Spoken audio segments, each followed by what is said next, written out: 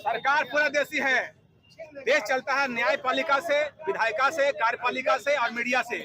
Media क्या कर रही है? 400 पार हो गया। 400 पार कहाँ चला गया? अगर ये 400 पार करता तो ये हिंदू राष्ट्र बनाता। संविधान को नहीं मानता है। आज देखोगे कि न्यायपालिका का जज जो है एक्ट को खत्म किया है। बाबा साहब को नहीं मानता है। ये लोग हिंदू को मानता है कि हम संविधान नहीं मानते हैं, हम आरएसएस को मानते हैं, हम गोलवर्कर को मानते हैं, हम संविधान विश्वास नहीं करते हैं, हम धर्म विश्वास करते हैं। ऐसे लोगों को जो है न्यायपालिका बैठा रखी है। और हमारी मांग है कि जिस तरह से बीपीएससी से, आईआईटी से लोग कम्पीट करके जाते हैं, एससी, एसटी और जनरल के लोग, उसी तरह से नेशनल जुडिशियल सर्विस कमीशन लागू हो। नेशनल जुडिशियल सर्विस कमीशन, ताकि एससी, एसटी, ओबीसी और जनरल के भी लोग वहां न्यायपालिका में जज बने और इंसाफ करे। अरे कॉलेजियल सिस्टम है। एक ब्राह्मण जो है, एक परिवार का ब्राह्मण 400 जज बना बैठा है। उसका बाप बनेगा, उसका बेटा बनेगा, उसका बच्चा बनेगा, उसका दादा बनेगा, फिर एससी, एसटी, ओबीसी और जनरल के लोग कैसे जज बनेंगे भाई? सरकार जो भी होगी आगे बढ़ेगी। सरकार क्या बोलेगी? सरकार तो खत्म करवाया है। सरकार क्या बोलेगी? सरकार ने तो जनगणना कराया था। हम भारत सरकार से मांग करते हैं, मांग करते करते उन्होंने रद्द करवा दिया। जब उनका चुनाव पूरा हो गया तो न्यायपालिका में जो सरकार के द्वारा जज बनाए गए हैं, मजिस्ट्रेट बनाए गए, उन्होंने खत्म किया। क्या कहिएगा? आपको क्या कहना है संरक्षण? देखिए, न्यायालय में जो बैठे हुए हैं, आरक्षण विरोधी लोग बैठे हुए हैं, वो नहीं चाहते हैं कि आरक्षण लागू हो और पिछड़ा समाज, एससी, एसटी, ओबीसी का जो है सो विकास हो, वो आगे बढ़े, जज बने, अधिवक्ता बने, वो नहीं चाहते हैं। इसलिए न्यायालय में, पूरे भारत के न्यायालय में जो है आप अध्ययन करके देख लीजिए, 90% जो है आरक्षण विरोधी लोग बैठे हुए हैं। तो कहाँ से आरक्षण लागू होगा? और सरकार को इसका व्यवस्था करना चाहिए।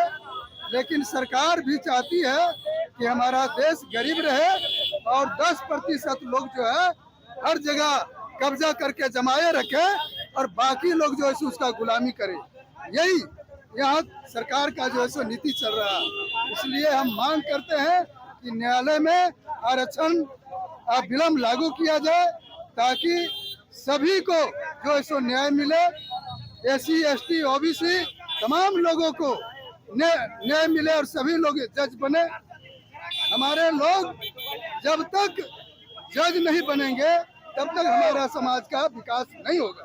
आरक्षण लागू करो, लागू करो, लागू करो, लागू करो, लागू करो, आरक्षण लागू करो, लागू करो, लागू करो, न्यायपालिका में आरक्षण दो,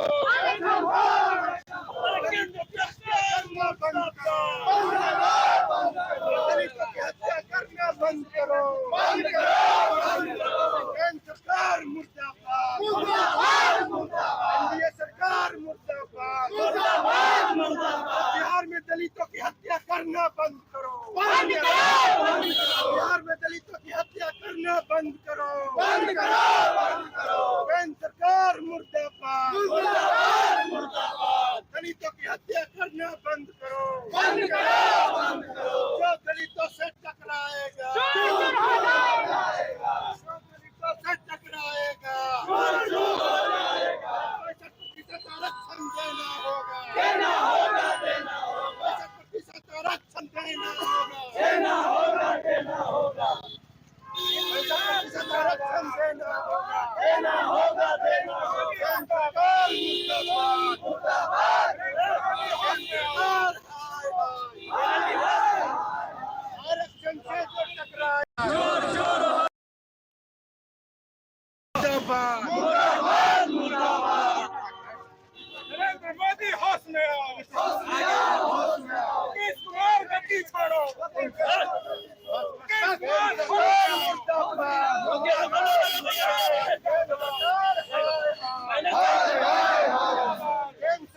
मुर्दाबाद, मुर्दाबाद। देखिए, हम लोगों का मांग है, जो महत्वपूर्ण मांग है, जो आज इतने सैकड़ों दलित छात्र यहाँ संगठन के लोग आए हैं, यही मांग है कि 65% जो हाई कोर्ट जो आरक्षण को रद्द कर दिया गया है, ये पूरा का पूरा भाजपा और केंद्र सरकार और नीतीश कुमार के कारण ये हुआ है। अगर 9वीं अनुसूची में अगर आरक्षण को डाल दिया जाता तो आज दलित पिछड़ा आदिवासी समाज को 65% आरक्षण मिलता। तो हम लोग निजी क्षेत्र और न्यायपालिका में आरक्षण की मांग करते हैं। पूरे बिहार में जो दलितों की हत्याएं हो रहा है उसका रोकथाम की मांग करते हैं। लगातार जब से अभी के लोकसभा का चुनाव हुआ है, सिर्फ एक जाति का लोगों को, अनुसूचित जाति के लोगों को सैकड़ों हत्या हो गया है और कोई भी सुनवाई इन लोग नेताओं को कोई फर्क नहीं पड़ रहा है। तो हम लोग यह मांग करते हैं कि 65% आरक्षण को पुनः बहाल करें, नहीं तो हम लोग पूरे बिहार में आंदोलन करेंगे। अमर आजाद आरक्षण बढ़ाओ संघर्ष बचाओ संघर्ष समिति। देखिए, आरक्षण के लिए हम लोग संविधान बचाओ आरक्षण बढ़ाओ समिति के बैनर तले सैकड़ों जो है दलित छात्र यहाँ जो आरक्षण है निजी क्षेत्र ये जो दिया गया था बिहार सरकार में, वो पटना हाईकोर्ट ने खत्म कर दिया। तो आरक्षण को 9वीं अनुसूची में डाला जाए। हम लोग इसका मांग के लिए आंदोलन करें। बिहार में जो दलितों का हत्या हो रहा है इसके लिए और पूरे देश में जाति जनगणना हो, दलितों की हत्या पर रोकथाम लगे, ये हम लोगों का प्रमुख मांग है। और नहीं मांगा गया तो पूरे बिहार में हम लोग आंदोलन करेंगे। हमारा सरकार बिल्कुल दोषी है। सरकार को 9वीं अनुसूची में डाल देना चाहिए। जो तमाम नेता है दलित पिछड़ा का जीता है उसको बोलना चाहिए। और जदयू ने यह मांग किया है कि आरक्षण को बढ़ाया जाए, तो हम लोग जदयू का समर्थन का, अगर सरकार आरक्षण के मुद्दों को लेकर के आगे चलेगी तो हम लोग जदयू का समर्थन करेंगे। कमजोर पक्ष रखा गया न्यायालय के सामने? न्यायालय नहीं, सरकार की यह मंशा ही नहीं है। कमजोर पक्ष को नहीं रखा है। सरकार चाहेगी तो 2 मिनट में कॉन्स्टिट्यूशनल अमेंडमेंट करके संशोधन करके आपको 9वीं अनुसूची में डाल देगा, जिससे आरक्षण को रुक जाइए तो आप हो गया उनको कर आज आप सड़क पर उतरे हैं, क्या डिमांड? देखिए, हम लोगों का सिंपल सा ये डिमांड है कि अभी देखा होगा कि जो हम लोगों का जातीय जनगणना हुआ बिहार में, उस जनगणना के अनुसार में आरक्षण दिया गया, 65% आरक्षण दिया गया दलित आदिवासी पिछड़े समाज के लोगों को, मगर पटना हाईकोर्ट के द्वारा उसको रद्द कर दिया गया। रद्द क्यों किया गया? क्योंकि उसको अगर 9वीं अनुसूची में डाल दिया जाता आरक्षण को, जैसे तमिलनाडु में जैसे आरक्षण दिया गया है, बहुत सारे स्टेट में बढ़ा करके दिया गया, तो सरकार की ये मंशा नहीं है। भाजपा सरकार की अगर ये मंशा होती, उनकी केंद्र में सरकार है, नीतीश कुमार भी केंद्र में सरकार है, चिराग पासवान जी केंद्र में है, मगर ये लोग नहीं चाहते हैं ये आरक्षण। जो भी पार्टी आरक्षण के निजी क्षेत्र में आरक्षण की हम लोग मांग करते हैं, क्योंकि अगर हमारे समाज का लोग न्यायपालिका में होता, वहाँ आरक्षण होता तो वो जज होते और इस तरह का डिसीजन नहीं होता। इसलिए हम लोग उसका भी मांग करते हैं। पूरे बिहार में दलित अत्याचार बढ़ गया है और पूरे देश में जातीय जनगणना की मांग करते हैं। ये मांग को लेकर के हम लोग पूरे बिहार में आंदोलन करेंगे और गांव घर संविधान यात्रा करके हम लोग पूरे गांव के लोगों को बताएंगे कि संविधान में आरक्षण कितना महत्वपूर्ण है और आरक्षण दलित पिछड़ा समाज के लिए कितना जरूरी है। और ये सरकार आरक्षण विरोधी है, इसलिए ये आरक्षण को कोर्ट के माध्यम से खत्म करवाने का प्रयास करती है।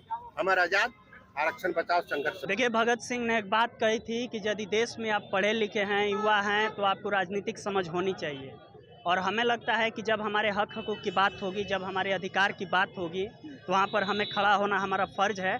और हमारे अधिकार को जब छीना जाएगा तो हम लोग सड़क पर आंदोलन करने के लिए तैयार हैं। युवा होने का मतलब ये नहीं कि बस पढ़ाई लिखाई से ही मतलब, पढ़ाई लिखाई के साथ साथ जो आपका मूल बेसिस स्ट्रक्चर है, जो आपका अधिकार है, उसे सुरक्षित करने के लिए, उसे संरक्षित रखने के लिए यदि आप लड़ाई नहीं लड़ते हैं तो युवा होने का कोई फ़ायदा नहीं है। अभी आप देख रहे हैं कि बिहार में जो रिजर्वेशन का मामला गरमाया हुआ है, सबसे पहले देखिए हम जानेंगे क्या कि रिजर्वेशन किसे दिया जाता है, रिजर्वेशन क्यों दिया गया। देखिए, जिसके अस्तित्व को नकार दिया गया हो, जिसकी क्षमताओं पर प्रश्न चिन्ह खड़ा किया गया हो, जिसकी रचना होने से पहले ही उसके आकार को निराकार बता दिया गया हो, जिसके आत्मविश्वास, आत्मसम्मान या आत्मबल को ठेस पहुंचाया गया हो, उसके कॉन्फिडेंस या उसके आत्मसम्मान को रौंदा गया हो, जिसके पूर्वजों को ही नहीं वरन उनकी आने वाली पीढ़ियों को भी गुलाम बनाए रखने का षड्यंत्र रचा गया हो। और हम देखिए बस यही कहेंगे कि जो दंभ को झेला हो, जो अपने अस्तित्व को बचाने के लिए खून से खेला हो, अपने हिम्मत के बल पर बिना साधन तथा संसाधन के भी लड़ता जो अकेला हो, ऐसे वर्ग की उन्नति के लिए, ऐसे वर्ग के उत्थान के लिए, ऐसे वर्ग के सम्मान के लिए दिया गया संरक्षण आरक्षण कहलाता है। आप बताइए कि बिहार गवर्नमेंट हो या केंद्र गवर्नमेंट, किसी भी गवर्नमेंट को एक सकारात्मक पहलू तभी हम मानेंगे जब उस देश में रह रहे हैं समाज के सबसे निचले पायदान पर जो खड़ा व्यक्ति है उसे भी आप आत्मसम्मान दें, उसका अधिकार दें।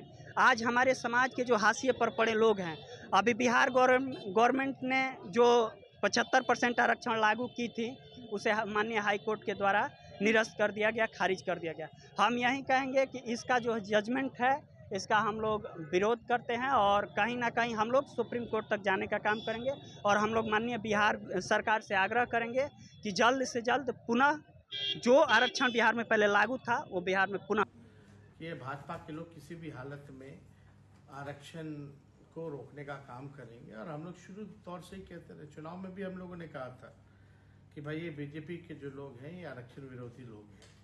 आप लोगों को पता होगा कि हम लोग जाति आधारित गणना जब कराई थी तभी बीजेपी के लोगों ने इसी तरीके से कोर्ट में PIL वगैरह करा के रुकवाने का प्रयास किया। सॉलिसिटर जनरल तक को खड़ा किया गया, एफिडेविट डाली गई, लेकिन हम लोगों की अंत में जीत हुई और हम लोगों ने सर्वे भी कराया जाति आधारित और उसके बाद 75% आरक्षण जो है पिछड़ों का, अति पिछड़ों का, दलित आदिवासियों का हम लोगों ने बढ़ाया और EWS 10% हम लोगों ने छोड़ा।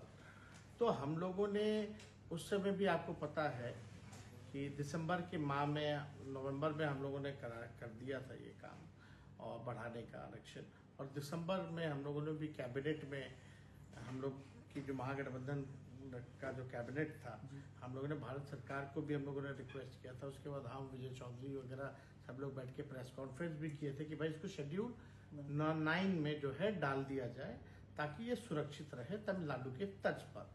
लेकिन तब से अब तक 6 महीने हो गए हैं, भाजपा और केंद्र सरकार ने अब तक इस काम को पूरा नहीं किया और हमको पता नहीं क्यों माननीय मुख्यमंत्री जी अब चुप्पी साधे हुए। हम लोग तो लगातार जो है इसकी लड़ाई लड़े, संघर्ष किए और हम लोगों ने आरक्षण को बढ़वाया हमारी सरकार ने, और बीजेपी के आते ही आप देखिए किस हिसाब से आरक्षण को समाप्त करने का प्रयास किया जा रहा है।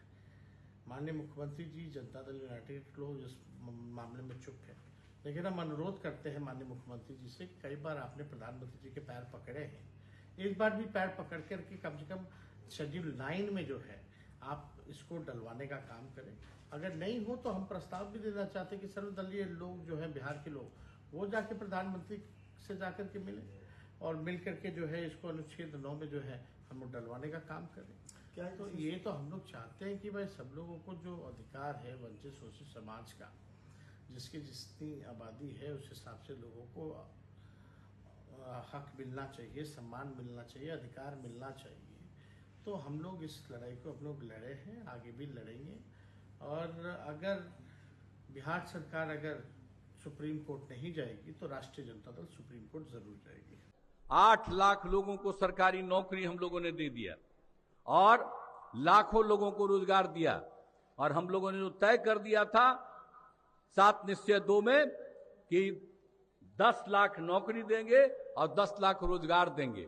हमारे अध्यक्ष जी ने बताया आपको कि मूल रूप से हम लोगों ने आपको आमंत्रित किया है यह बताने के लिए कि हम लोगों की NDA सरकार के लिए बिहार में युवाओं और रोजगार, माने युवा और रोजगार, युवाओं से संबंधित समस्याएं और जो हम उनके लिए रोजगार सृजित कर रहे हैं। क्यों साफ तो नहीं है क्या? किन्हीं को आवाज मिलने में दिक्कत है? हैं? तो मुख्य रूप से जो हमारे सरकार की नजर में युवाओं की और उनके लिए रोजगार उपलब्ध कराने की कितनी बड़ी और अहम प्राथमिकता है, उसके बारे में हमने चर्चा करने के लिए आप लोगों को आमंत्रित किया है। कल जो मुख्यमंत्री जी की तरफ से पूरे प्रदेश के लोगों को वाकिफ कराया गया है कि जैसे 2020 से जब हमारी एनडीए की सरकार बनी थी, जिसको बिहार के लोगों ने अपना समर्थन दिया था, उसी समय हम लोगों ने अपने अहम कार्यक्रमों की रूपरेखा 7 निश्चय 2 के माध्यम से, आपके माध्यम से भी लोगों के सामने रखी थी। और उसमें भी आपने देखा होगा कि युवाओं की समस्याओं को दूर करने और खास करके जो हमारे युवा हैं, बेरोजगार हैं, उनके लिए रोजगार के अवसर सृजित करने में हमारी कितनी दिलचस्पी है और हम इसको कितना महत्वपूर्ण मानते हैं, ये हमने उसी समय अपनी प्राथमिकताओं के माध्यम से लोगों को बताया था। और आज जब इस कार्यकाल के सरकार के लगभग 3.5 पौने 4 वर्ष पूरे हो रहे हैं, तब मुख्यमंत्री जी ने प्रदेश के लोगों को एक तरह से जानकारी दी है कि हमने जो वादा किया था या हमने जो आपको भरोसा दिलाया था, उस क्षेत्र में या उस मोर्चे पर हमने कितनी बड़ी सफलता हासिल की है, वो हम लोगों के सामने मुख्यमंत्री जी ने हम लोगों ने रखा है। और आज यह स्पष्ट है कि भले कोई व्यक्ति या कोई पार्टी कुछ भी दावा करे, लेकिन आपके सामने जो आंकड़े आए हैं और वो सभी आंकड़े प्रामाणिक हैं, सभी विभागों से संकलित आंकड़े हैं, क्योंकि उसमें जो बातें कही गई हैं, जो आपने देखा होगा, क्योंकि आज मीडिया के हर क्षेत्र में उसका जिक्र आया है कि चाहे अब तक जो सरकारी क्षेत्र में नौकरियां दी गई हैं, चाहे रोजगार सृजित किए गए हैं, या फिर सरकार के दूसरे सरकार से अलग भी जो सृजित होने की संभावना या स्थिति पैदा की गई है, उसका भी जिक्र है। तो हम तो सबसे पहले आपके माध्यम से बिहार के लोगों को यह बताना चाहते हैं कि हमने जो आपसे वादा किया था और उस वादा को पूरा करने के लिए हमने जो कार्य योजना 7 निश्चय 2 के माध्यम से बनाई थी, उस पर न सिर्फ हम ईमानदारी और मुस्तैदी से पहल कर रहे हैं, प्रयास कर रहे हैं, बल्कि हमारे प्रयासों का नतीजा है कि जो हमने अपना लक्ष्य निर्धारित किया था, जो हमारे अध्यक्ष जी बता रहे थे कि जैसे 10 लाख लोगों को हम लोगों ने सरकारी क्षेत्र में नौकरियां देने का वादा किया था, और अभी जो आंकड़े बताए गए हैं उसमें वो लगभग 12 लाख से भी अधिक पहुंच रहा है। उसी तरीके से रोजगार सृजन के मामले में भी जो हम लोगों ने 10 लाख का वादा किया था, वो तो अभी लगभग उसके दोगुने से भी अधिक की संख्या पहुंच रही है। तो ये हमारी मुस्तैदी और ईमानदारी से अपने वादे को निभाने का ही परिणाम है। तो एक तो ये कि नीतीश कुमार के नेतृत्व में जब सरकार काम कर रही है